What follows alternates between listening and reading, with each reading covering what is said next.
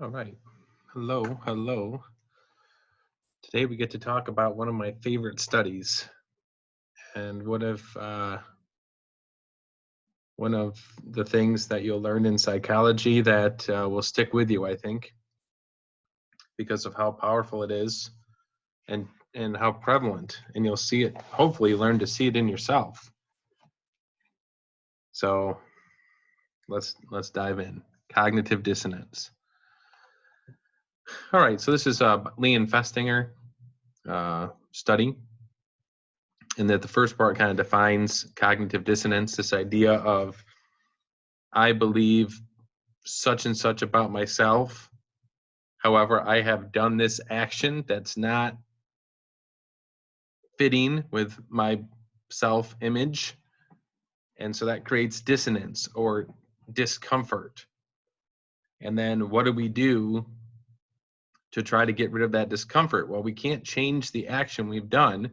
So then we justify it, we change our attitude. So let's say that we were really disrespectful to our parents. So we say, I'm a respectful child. I wouldn't be that disrespectful to my parents. And then, but you were. So then you go back and you say, well, my parents must have provoked me. If my parents didn't act this way, I wouldn't have been disrespectful. It's just as much their fault as mine. And that's how we frame it in our head. This is very easy to do in marriage. I know you're not married yet. But when you get married, you might have a verbal spat with your spouse. And when you get done, your attitude might be, I'm not the kind of husband or wife that would treat my husband or wife this way. But I did. So then you change your attitude and you're like, well, if they hadn't done these things, if they had only, how many times I ask her to do this, how many times I ask him to do this or not to do this, or I told him I was tired, he didn't listen. I said I had a bad day at work, they didn't listen. It's really their fault. And we shift blame, we justify our own behavior. And if you're an astute individual, maybe this is hitting home a bit because you realize how often you do this in your head. And then you convince yourself. That's the scary thing. You convince yourself of an alternate reality, a reality where you're innocent or mostly innocent and others are mostly guilty. And that's depravity, folks. All right, so we've seen this before. We saw this in the Milgram study with the lady, I forget her name. I want to say it was Eleanor Rosenblum, but I don't know if that's right. I'm sure it's a pseudonym anyway. But where she shocked the guy all the way to 450 volts several times. And then immediately when the study's over, I mean, she had been so nervous, right? And freaking out that she killed this guy. And she was like, oh, you're an actor. I'm like, I couldn't believe that, et cetera, and just way over the top. And you're like, okay, this girl was completely enmeshed in the experiment. She was going right along. She really thought she shocked this guy to death. And then months later in the follow-up questionnaire, she says in her, like, I forget what she said, but something like her great intelligent mind had really figured out that it was all an experiment. And that's the only reason she shocked him all the way. In other words, she couldn't handle the dissonance between A, she felt she was like the best person in the entire world. B, she had shocked some innocent person to death. Those two ideas don't mesh. So she changed her attitude. Well, I must have known it was really just an experiment. That's it. I'm so intelligent, I knew. Right? So we saw that dissonance. We looked at the Stockholm Syndrome article had the dissonance in it. Basically the idea in abusive relationship. I'm a great judge of character. I wouldn't give myself sexually to just anyone, or I wouldn't agree to have my finances intermixed with just anyone. This person really must be of great character. However, all their actions show they're not a person of great character. So then your attitude has to change. Well, they must be, if I just stick with them, we'll show everybody how this person's really a good person, and it just doesn't work that way, right? We try to change our attitude. He or she must be a good person. I wouldn't have had sex with a person who's not a good person. This is if like you give yourself before marriage, right? Where you've thrown your morals out the door, and then you're trying to justify why it was really a good idea for you to do that. And there's just no way. But your mind wants to go down that road because of sin. All right, let's take a look at this experiment. So it's got 3 phases, so the first, we're talking about college students here. The first phase is these college students had to perform a boring, repetitive task for a full hour. And it was designed to induce stupefying boredom. Maybe they just played an hour-long lesson of my psychology class online, right? Okay, so everyone goes through that. Second phase, some people are offered $1 to lie to a young woman to tell her that this was really an enjoyable hour. Others were offered $20 to lie and tell the woman it was really an enjoyable hour. And of course, the young woman's a conspirator with the experimenter. So some obviously took the money and lied. So the third phase was, how do you actually rate the experiment? Those who accepted $1 to lie changed their attitude, and they said, you know, it really was pretty enjoyable. I mean, it was pretty relaxing. Yeah, you just put spools in a tray and dump them out for an hour, but who knew how much joy you could have doing this? I could think about other things, and well, they're justifying, right? They're saying, I'm an honest person. I wouldn't lie for a measly $1. I did lie for $1. Well, the task, I'm changing my attitude now. The task really must have been more enjoyable. It really was enjoyable. You've convinced yourself. The people who lied for $20, their attitude, most of them were like, hey, $20 is $20. Who cares if I tell a little lie? Right? I guess their integrity isn't worth that much, but whatever. So they took the $20 for lying, and they were still like, this was really dull and boring. But who wouldn't take $20 to tell a little lie to a girl you don't even know? So the task was stupefyingly boring. There's no changing that. And it's the amount of money was the independent variable that changed how people viewed the task. So the people who took $1 believed their own lies and said it really was enjoyable, because otherwise it doesn't make sense that they would give away their integrity for $1. It doesn't make sense to give you away your integrity for $20, but it makes more sense. So that's the idea, how the dissonance shows up. But you know, the $20 liars, I told a lie, but anyone would do so in these circumstances, so I'm okay. Like, there's no dissonance there. I'm an honest person. Yeah, I told a lie, but I got $20 for it, so I'm really not that bad.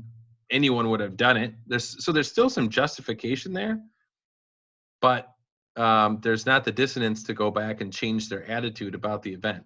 Now, here's something else I found in the conclusion that was pretty earth-shaking, however you want to say it.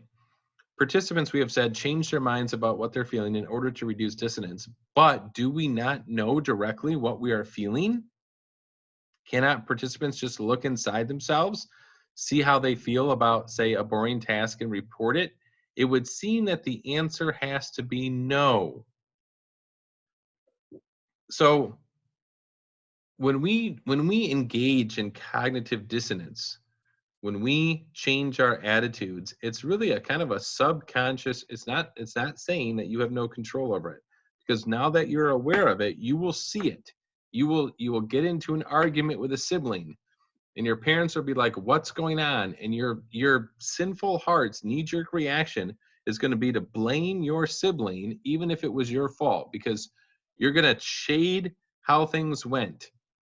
So, but you can, it's so subtle. You convince yourself of the lie and then you go for it. So it's really, and it's really a microscope on our own sinful hearts, in my opinion. Okay, so when I was teaching statistics at a high school before I came to Plymouth, I gave a survey to the kids about, are you an honest person? And I had all these different scenarios. Like if the teacher had the test key on the desk, teacher wasn't around, would you look at it? Is that cheating? If you found someone's wallet with a bunch of money in it, would you take the money and return the wallet? Just keep the wallet? You know, a lot of these kids came from pretty rough backgrounds and such. And so they'd like, yeah, I'd keep the money, finders keepers. If the teacher left the key on the test, that's their own dumb fault. It's not wrong to look at it. Then the last question I had on there was, do you consider yourself to be an honest person? And every person in the class but one said, yeah, I'm an honest person. But they would take money from someone's wallet and cheat off the teacher's key, etc. And it just goes to show that we have this inflated opinion of ourselves, and we're so good at justifying our own behavior to put ourselves in the right.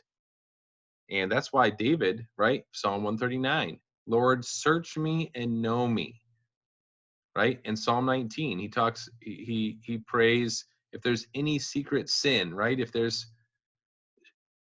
we do not possess the what's the word I'm looking for? The ability maybe to see in our own hearts and understand our sinful ways. We need the Spirit to show us that.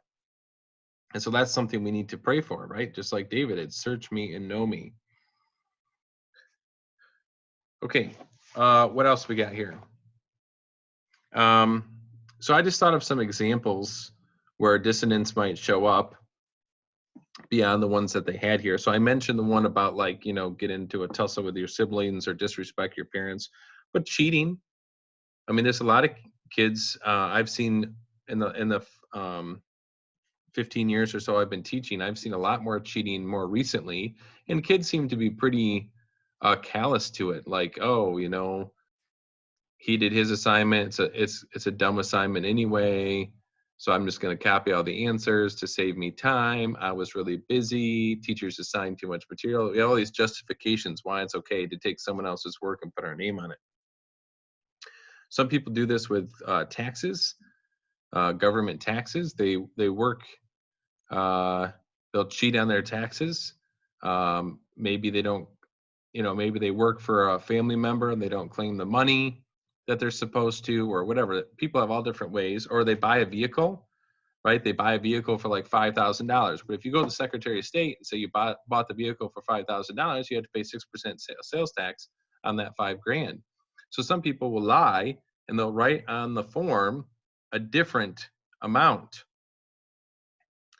and a much lesser amount, so they pay less taxes. And their attitude's like, wow, the government doesn't need my money. The government takes enough of my money. The government wastes my money. And they have all these reasons, but that wasn't Jesus' attitude towards paying taxes. So we justify cheating the government. Maybe we speed a lot, and we're like, well, everyone speeds. I'm a good driver, so I can go faster. I don't know, we make up reasons why it's okay to break the law. And speeding, lying, just like this, we'll justify why it's okay to lie in certain situations. Maybe you work at a place and you take longer breaks than you're supposed to. And you say, well, I work so hard, I work so much harder than these other people, I deserve a longer break, or I don't get paid enough, so I shouldn't have to, you know, I should be able to take whatever. You make up excuses there. And the thing is the subtlety, right? The subtlety. We sin and then we excuse ourselves and we cover ourselves and we don't even think twice about it. All right, the last piece in here is the sunk cost. And so the situation is you spent $100 on a non-refundable deposit for like a hotel. to the beach or something. Yeah, to go to the beach, a ways away from your house. And the weather's not great, you're not feeling so good, but you're like, man, I spent $100. I really should go. And the idea here is that it's a sunk cost. You've spent the $100, it's non-refundable. No matter what you do that day, you can't get that $100 back. Now, if the weather's not going to be great and you don't feel so great, why would you go if you're going to have a better time staying at home, or if you have a better offer? Your attitude is, well, I don't want to waste the $100. Well, the $100 is gone. It should no longer factor in your decision. That's so hard to do, though, because we're so kind of wired to think, well, I spent the $100. I'm wasteful if I don't use it. But if it's gone, it's gone. If you want to go to the beach and that's the very best decision with your time that day, then go. But if there's other things that come up that would be a better use of your time, or you'd be more enjoyable, then go do that, because that $100 is gone either way. So that's the idea of sunk cost, right? So we have that attitude, it's foolish to waste money. We're not foolish people. There's a dissonance, but the money's gone.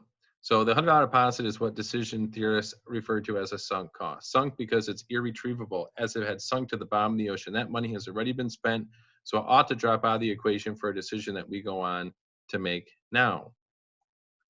So sunk cost effect is what we refer to as throwing good money or time or energy after bad. And this can happen in a lot of different areas.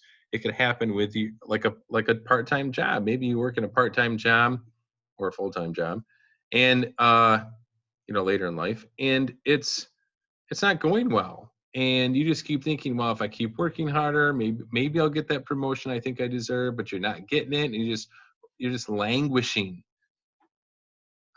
Maybe it's time to go. And you're like, oh, I have 5 years here and I'm just throwing that all away. Well, it might be the best decision for you. Maybe you tried to start your own business and you put all this time and energy and money into it, and it's just not taking off.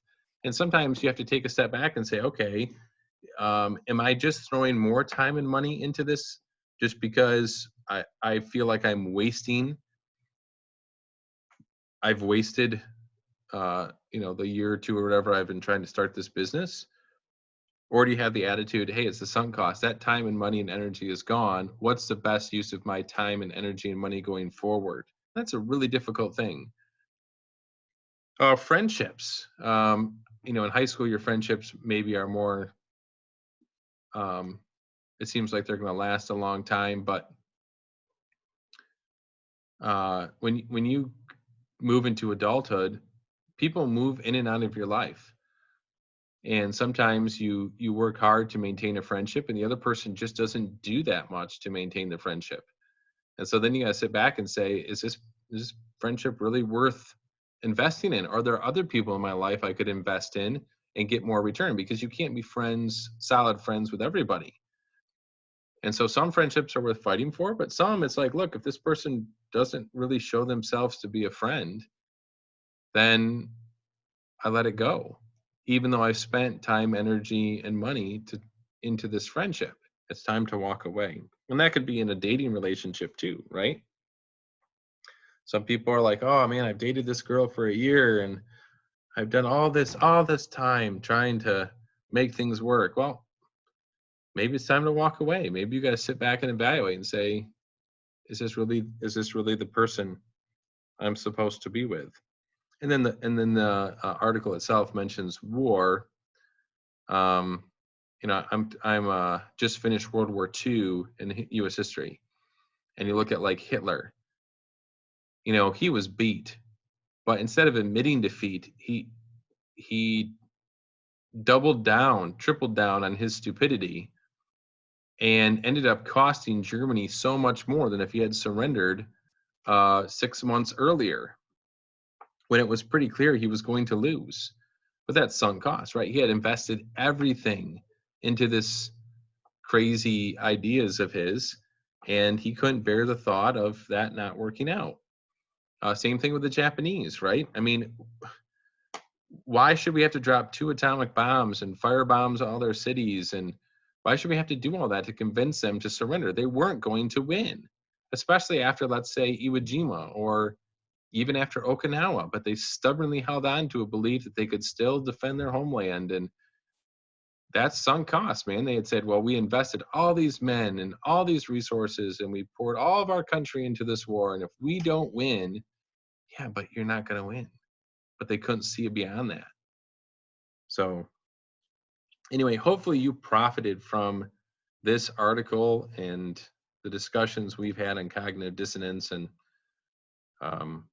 yeah, if you have questions, feel free to email. But I just see this as a huge window into the soul of man and woman, as far as why we behave the way we do and how we reshape our circumstances to make us look good and other people look bad, and how we cover our sins and cover our faults.